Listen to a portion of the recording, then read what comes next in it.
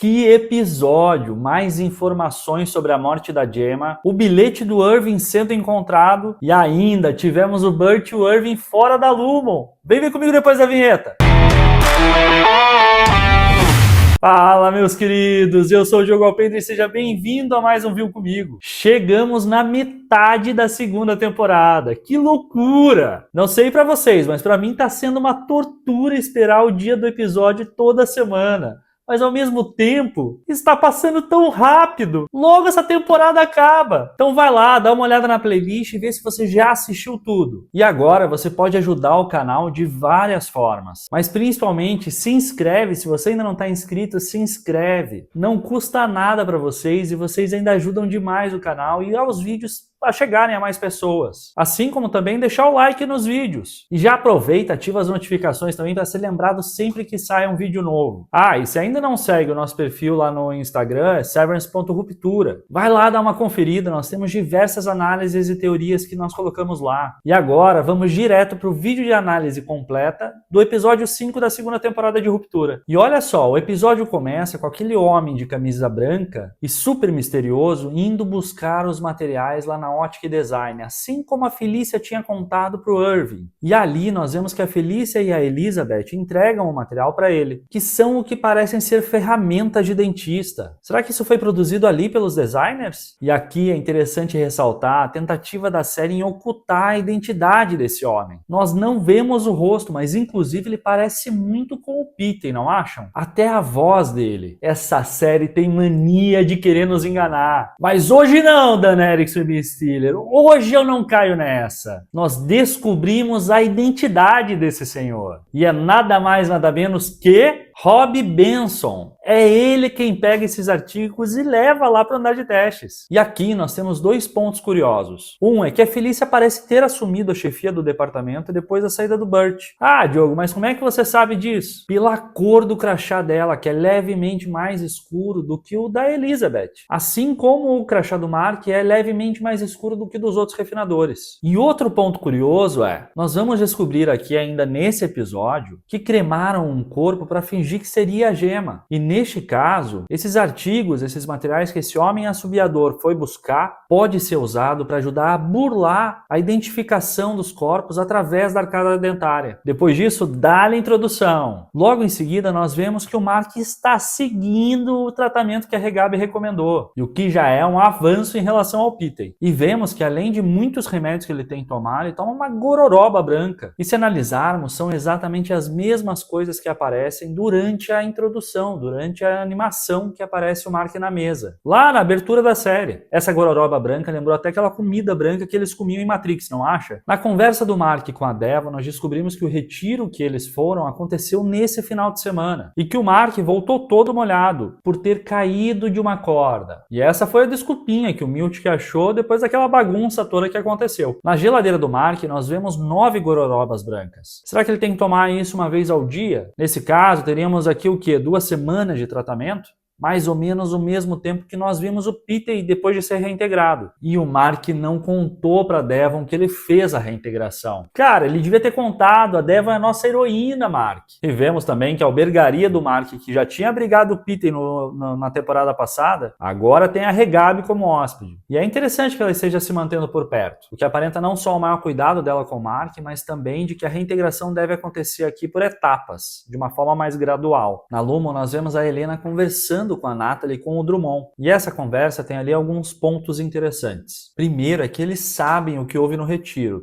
Talvez não tudo. Além disso, eles optaram em não contar nada para o pai dela, para o CEO da Lumon. E ainda ela parece não ter muito contato com o próprio pai, já que praticamente pediu autorização para que fosse ela a contar. E eles negaram isso. Tanto que ela pediu para avisarem ele de que ela está viva e passa bem. Nós vemos ainda que ela foi consultada por uma equipe médica que avaliou que os humores dela logo se equilibrarão. Agora, como é que isso acontece? E ainda, a Helena recusa mais uma sessão do quê? Será que eles alinham os chakras dela? Ou algo assim? A Natalie tenta consolar a Helena dizendo que logo vai terminar e que o Mark já está lá com seus 81% do arquivo concluído. E em seguida, a Helena fica louca de descobrir que ela vai ter que voltar para andar de ruptura. Ou melhor, que a sua Ine vai ter que voltar, porque eles não querem que ela volte, porque isso vai levantar suspeitas. E ainda diz que além da sua Ine tentar matar ela, o outro também tentou. E ainda chama eles de animais. Agora vamos combinar, né, Helena? O fator comum aqui é você. Se eles tentaram matar você 2 vezes, é porque alguma coisa de errado tem, né? Mas ela tem um potencial enorme para virar o jogo, para mudar de time, não acham? Esse misto de ressentimento com frustração dela por não ter a atenção do pai vai fazê-la se virar contra a própria empresa. E aqui o Drummond diz que os muitos erros que o Miltic cometeu nesse fim de semana obrigou eles a agirem. E a Helena perguntou se o pai dela aprovou isso, e ele diz que ele incentivou isso, que ele encorajou eles. E esse papo me lembra muito a conversa que o Mark teve com o Miltic logo no primeiro episódio da segunda temporada, que o Ine dele tinha implorado para voltar. Então, isso tudo parece muito mentira. E o fato da Natalie mencionar que o conselho agradece o sacrifício que ela está fazendo, me faz pensar que talvez o conselho nem saiba de nada e, se souber, age sem o consentimento do pai dela, do CEO da empresa. Mas esse sentimento da Helena de que ela é só um peão nesse jogo, sendo usada na mão desses dois, da Natalie e do Drummond, e provavelmente até do pai dela, parece ser algo a ser muito bem explorado na série, não acham? E enfim, vemos a Hailey no andar de ruptura, a nossa Hailey. E é muito diferente, não acham? Desde a chegada dela, o olhar, a reação quando ela olha para o quadro, a forma de andar, ela não anda, ela desfila. Que interpretação perfeita da Brit Lauer, não é? Ela e a Miss Huang vão para a sala do Miltic, onde o Mark e o Dylan já estão à espera. E olha que interessante, a Miss Huang confirma para o Mark que a Hailey é a interna. E eu não sei o que vocês acham, mas essa Miss Huang é muito misteriosa, cada vez mais. Aqui, para mim, ela diz isso com um ar de cumplicidade, de alívio até. De que lado essa menina tá? Eles entram na sala do Miltic para conversar e aqui nós vemos de novo como o Miltic é manipulador. Ele conta uma lorota de que a Helena veio para o andar de ruptura para supervisionar e ver como melhorar a qualidade de vida deles. E aqui a Hailey descobre que a Alt dela usou o corpo dela e ela fica possessa. Exatamente como a nossa Hailey ficaria. Saudades, Hailey! E nessa conversa entre eles nós vemos algumas coisas muito interessantes. Primeiro de tudo, e é decidido, o Irving não deve voltar. E pelo visto, quando esse tipo de coisa acontece, os Alts vão sempre para um cruzeiro. É praticamente a analogia dos animais que vão para uma fazenda depois que morrem. Outro ponto é que o Mark se sentiu usado e não confia na Hailey, porque acha que pode ainda ser a Helena. Ele tá traumatizado. O Dylan tá sofrendo a perda do Irving muito mais pela consciência pesada de não ter ajudado ele no final do que qualquer coisa. Embora eles tenham virado muito amigos nesse final. A Hailey, coitada, completamente perdida, tentando entender tudo o que aconteceu. E como o corpo dela foi usado pela Alt e por que o Irving tentou afogar ela. Lembre-se que a última vez que ela foi ativada, ela estava no palco da Lumon, naquela sessão da gala. E olha que raiva, o Miltic ia contar como é que funciona o bloqueio Glasgow, mas a Hailey interrompeu ele. E ele ia dizer algo como a função que permite que o externo, e aqui eu vou supor, permite que o externo ocupe o corpo do Ine, independente de onde o chip seja ativado. E outra curiosidade é que essa história que o Miltic conta sobre o Grakapan é real, ou ao menos consta como uma história relacionada ao Charles XI, ao rei Charles XI da Suécia. Miltic, manipulador e culto, tá difícil gostar de você, Miltic. Mas o Miltic sentiu que as besteiras que ele fez nos últimos episódios deram essa bagunça toda, incluindo a morte de um Ine. E no MDR nós já vemos que só tem 3 mesas, ou seja, nem vão substituir o Irving. E ainda apagaram ele das fotos. Realmente eliminaram a existência dele. Pelo menos não eliminaram a lembrança dele nos Ines. Será que isso é possível? Talvez, se fosse, não duvido que fizessem. Quando Dylan se recusa a voltar a trabalhar, o Miltic ameaça retirar os privilégios dele, que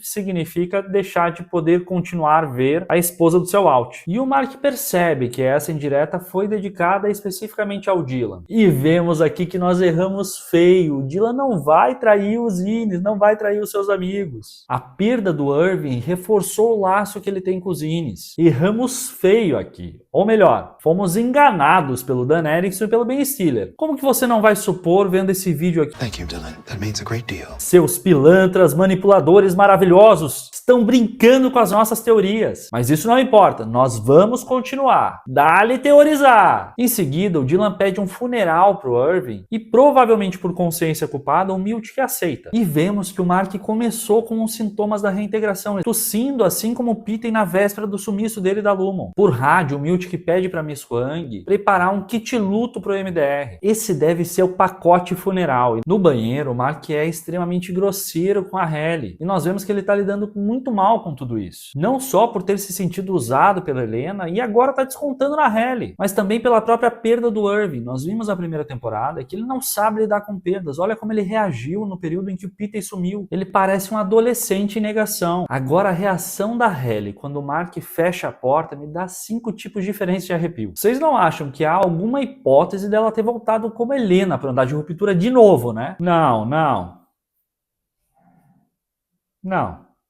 Eu vi a transição. Enquanto isso, o Miltic e a Miss Huang vão preparando o Kit Lu. E nisso nós vemos que ele já tem canecas de todos os Ines, inclusive a Halle. Quase como se estivessem preparados para a morte de qualquer um deles. Que bizarro! E aqui a Miss Huang entrega que a morte existe no andar de ruptura. E também diverge da opinião do Miltic, dizendo que ela acha que eles não deveriam receber um funeral, pois faria com que os Ines se sentissem como pessoas de verdade, demonstrando que eles não são vistos mesmo como pessoas. Mas eu acho que o Miltic não pensa assim. E é estranho ela dar uma opinião disfarçada de pergunta, né? Ou ela é uma geniazinha manipuladora, ou ela é uma criança mesmo que não sabe diferenciar uma coisa da outra. E o Miltic ainda corrige ela. Será que ele não confia nela por esse tipo de atitude? Ou por medo de ter o seu tapete puxado assim como ele puxou o da Cobel? E olha que maldosa, ela ainda lembra ele que hoje é o dia da avaliação dele. Ela parece super manipuladora ao dizer isso. Sem contar que ela detonou ele na avaliação. No funeral que ocorre na sala de descanso, nós vemos uma animação em 16-bit do Irving, tipo um jogo do Mega Drive, e também vemos um cartaz de despedida do Irving com a medição do tempo em trimestres, o que explica a reação do Mark durante a reintegração. Quando é perguntado em que mês eles estão, ele pergunta, que trimestre? Ali já eram as memórias do seu INE mesmo, e assim como numa lápide, no cartaz tem a data de nascimento do INE dele e a data da morte do INE dele, só que nesse caso calculada em trimestres.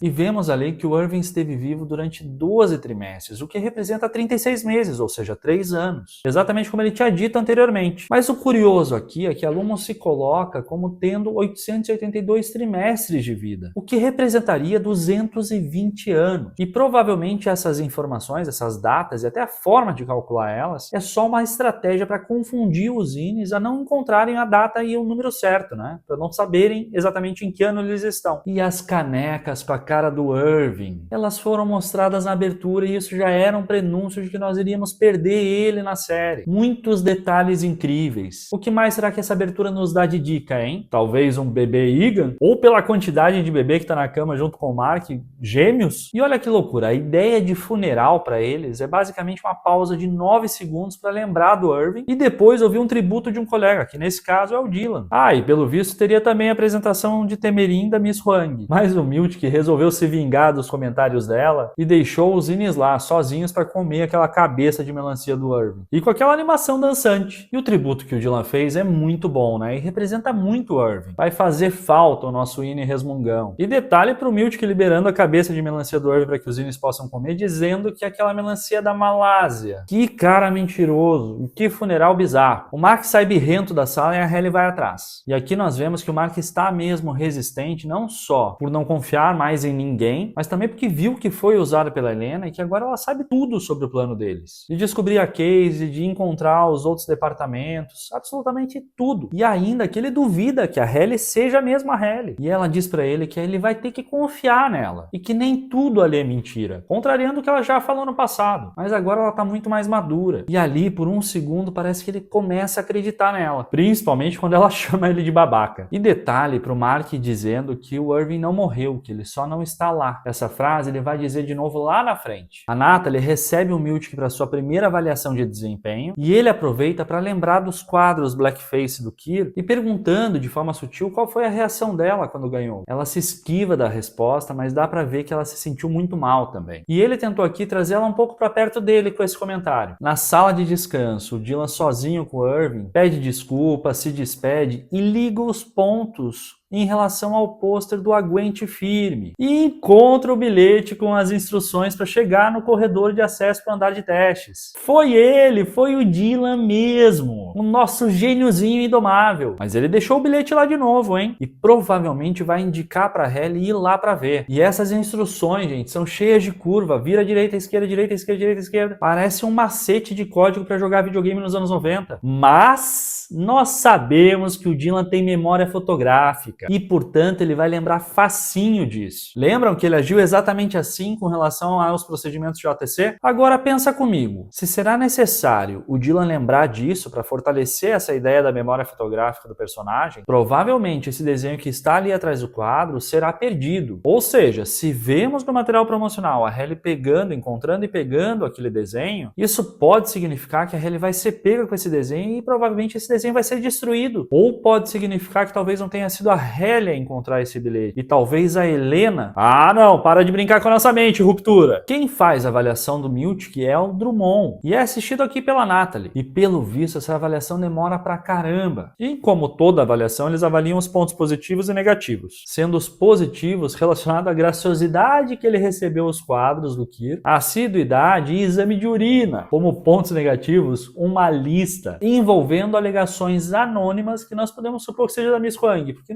não acho que ele tenha mais do que uma colaboradora direta. E que envolvem usar palavras difíceis demais. Mais uma vez a sua cultura pesando contra, hein, Miltic? Gente, o 2 é a posição dos clipes de papel nos reportes diários. Primeiro assim, ele faz reportes diários. E segundo, posição do clipe, que empresa chata. E terceiro, que é de fato o foco dessa avaliação, foram os acontecimentos que aconteceram nessa temporada. A escolha da equipe nova que não conseguiu se integrar, as reformas amistosas que ele planejou para desencorajar a curiosidade no MDR e o retiro que acabou com a demissão do Irving e com a descoberta, desmascarando a Helena na frente de todos os zines. E ainda, quase afogando a filha do chefe. Levou uma mijada forte aqui. E vemos durante essa conversa que o Miltic provavelmente era o bonzinho entre a chefia. E tentou tratar eles de forma amistosa e lúdica, mas provavelmente isso vai mudar daqui pra frente. O Drummond deu a entender que ele quer que os zines sejam tratados como eles deveriam ser, ou seja, como animais, como a própria Helena comentou anteriormente, ou como escravos. O Drummond dá a instrução aqui para o Miltic para ele voltar para o básico e lembrar o propósito do trabalho dos funcionários de Ruptura, que provavelmente é a exploração máxima. E aqui ele repete a frase que a conclusão do Cold Harbor vai mudar a história do planeta e que isso vai acontecer sob a tutela do Miltic. E foi essa cena que nos confundiu com relação ao Dylan. Além disso, olha que interessante, na avaliação de desempenho dele é mencionado como um ponto negativo o roubo do cartão 7199G, que o Dylan pegou na OID, que não só resultou na ativação da OTC, mas é mencionado aqui na avaliação de desempenho que isso deu o alerta de que essa função existiria, e que graças a isso os zines conseguiram ativar a OTC no último episódio da primeira temporada, causando todo esse rebuliço. Ou seja, isso entrou na conta do Miltic. E meio sem jeito ele promete para o Drummond que vai apertar o cerco nos zines. Então talvez nós não tenhamos mais a mesma bondade e empatia do Miltic com os zines. E nós temos visto que o Miltic tem essa história de fundo relacionada à escravidão e ao preconceito, e provavelmente é muito difícil para ele tratar os zines de uma forma como a Lumon deseja. Tanto que ele comenta em relação a Cobel, que é uma sádica, e que ele não é a Cobel, portanto ele não trataria os zines da mesma forma que ela tratava. Será que tem um potencial do Miltic também mudar de lado? E olha que interessante, no MDR, enquanto o Mark está selecionando o arquivo em que ele vai trabalhar, nós conseguimos ver pastas com diversos nomes, incluindo Yakima, que é uma cidade nos Estados Unidos fundada em 1865, muito próximo da data de fundação da Lumon, hein? Allentown, que é uma cidade da Pensilvânia, e que é o arquivo responsável pelo Mark ter ganhado aquele acrílico, de ter batido o recorde de menor tempo em refiná-lo. Astoria, que é uma cidade do estado do Oregon, que é o mesmo estado onde o Ricken nasceu, e é o mesmo estado onde eles foram fazer aquela trilha, envolvendo o Mark,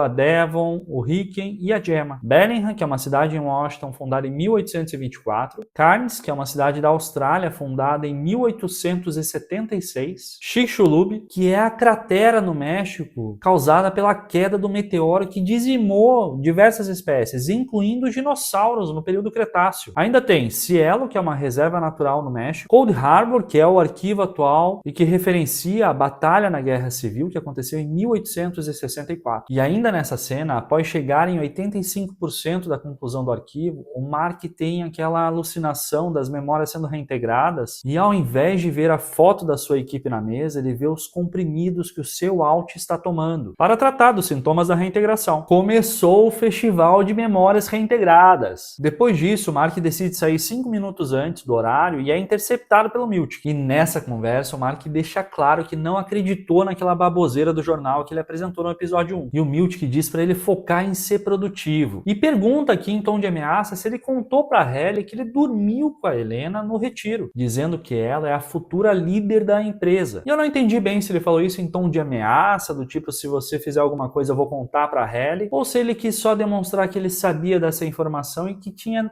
consciência de que provavelmente ele ia esconder essa informação dos demais. Quase como um combinado aqui para ele fazer o trabalho dele, focar no trabalho dele, que ó, fica quietinho. Quando o Mark sai da Lumon, nós vemos que a Helena tá lá, observando ele. Mas agora ela não tá lá em cima, da janela, com um ar superior. Agora ela tá ali embaixo, no nível dele. Será que enfim ela tá se colocando como igual a ele? E sabendo que ela vai procurar ele do lado de fora da Lumon, tô achando que pode rolar um esquema de cumplicidade aqui, hein? Mark e Halle no andar de ruptura e Mark e Helena do lado de fora da Lumon? Como é que vai ser isso? Em casa, a Devon lê a baboseira que o Ricken escreveu, deturpando as palavras que ele tinha colocado no livro dele e demonstrando que, afinal, como nós tínhamos imaginado, não foi o Ricken quem escreveu aquela versão do manual sobre o Dieter. E a Devon confronta o Ricken que ele está se vendendo para Lumon, que joga na cara dela que ele vai avançar com isso de qualquer forma, justificado pela grana que eles vão receber. Embora a gente saiba que aqui o que pesou mesmo para ele foi o ego, né? E embora ele mesmo diga aqui o nome desse episódio, que esse livro seria um cavalo de Troia dentro da Lumon, de cavalo de Troia esse livro não tem nada. O que pode representar aqui que estejamos sendo enganados de novo pela série, hein? Será que temos um outro cavalo de Troia que nós não estamos enxergando? E enfim, nós vimos o encontro do Burt e do Irving fora da Lumon. Depois de retirar os quadros da parede, o Irving vai até o telefone público e liga para aquela pessoa misteriosa, dizendo que seu Winnie foi demitido da Lumon. Nisso, ele vê um carro parado e vai confrontar. E é o Burt que segue o Irving desde o momento que o Irving bateu na porta da casa dele, lá no último episódio da primeira temporada. Pelo visto, o Alt do Burt também não conseguiu esquecer o Irving. E no fim, não é que eles não se conheciam mesmo fora da Lumon, mas combinaram aqui um jantar entre o Burt, o Irving e o esposo do Burt, chamado aqui de Fields, mais conhecido como John Noble. E nessa conversa, o Burt comenta que foi demitido por ter se relacionado com alguém no trabalho, e que logo depois o Irving apareceu na porta dele, e ele juntou os pontos. Tá aqui o trisal que o Miltic estava procurando. E eu não sei vocês, mas eu senti as fagulhas voando entre esses dois, mesmo fora da Lumon. Será que vai dar em alguma coisa? Eu tô na torcida para que sim. Que pelo menos o Alt do nosso Irving seja feliz. Na casa do Mark, nós vemos a Regabi vasculhar as coisas da Gemma, procurando coisas que trouxessem lembranças pro Mark. E entre elas, um colar muito suspeito. Me dá a sensação de que a Gemma tem um papel muito mais importante nessa história. Já pensou se essa mulher é a reencarnação da Imogen e o Kira é o conselho? Nossa, tô viajando já. E enquanto a Regabi faz essa análise, ela também faz um inventário. Mark chega do mercado e olha o detalhe, a sacola que ele traz é do Igan Emporium, mostrando que a cidade toda é Igan mesmo. E esse lance de estimular as memórias utilizando esses itens pessoais é exatamente o que a Cobell estava fazendo com o Mark e com a Gemma. Algo me diz aqui que as duas querem a mesma coisa, só que de formas diferentes. E vemos nessa cena que a Gemma foi cremada mesmo. Quer dizer, uma Gemma fake, né? E que tudo aquilo foi uma armação da Lumon para ficar com o corpo da Gemma. E pelo que a Regabi diz, a Lumon tem envolvimento com os necrotérios da região e suborna a maioria das pessoas. Ou seja, forjaram a identificação do corpo da Gemma, ou até mesmo a morte da Gemma, o que poderia representar que talvez ela nunca estivesse morta mesmo. E Mark repete a frase que ele usou na sala de descanso sobre o Irving, só que agora sobre a Gemma. Ela não está morta, ela só não está aqui. Depois do Mark tossir, a Regabi se mostra preocupada, pedindo mais um dia para eles tentarem uma nova fase da reintegração. E aqui, eu não sei vocês, mas para mim ela dá sinais de que ela já fez esse procedimento sem ser no Pitten. E pode indicar que talvez seja para ela mesmo que o Irving liga daquele telefone público. Já pensou? Enquanto o Mark vai subindo as escadas de casa, ele vai ouvindo e lembrando a sessão de bem-estar que a Casey fez com o seu Winnie, enquanto ela cita alguns fatos do seu Alt. E ele segue a voz dela enquanto alucina estar nos corredores da Lumon, percorrendo não só o corredor da sala de descanso, indo para fora, como também também os corredores brancos da Lumos. E nisso ele vê a Gemma dizendo que o out dele vai ser e fim do episódio. Não sei o que vocês acharam. Pra mim foi um episódio mais morno, sim, confesso, mas morno pro padrão que Ruptura tem acostumado a gente, né? Todo episódio é um soco no estômago. Esse não, esse pega de leve. Mas é um episódio muito importante, é inteligente, porque ele nos ajuda a conectar informações dos episódios anteriores que nós vimos e daquilo que vai acontecer daqui pra frente. E esse episódio tem inúmeras dicas e pistas que vão ser essenciais pro futuro da série. Sem contar ainda que sempre depois de um episódio assim, temos algum anúncio, talvez aqui a confirmação da terceira temporada. Será que nós veremos isso já nas próximas semanas ou só lá no final da temporada? Eu tô mega ansioso por aqui. Não esquece de deixar o seu like nesse vídeo, isso ajuda demais o canal que tá só começando. E não se esqueça, se você não tinha visto nada disso, agora você viu comigo.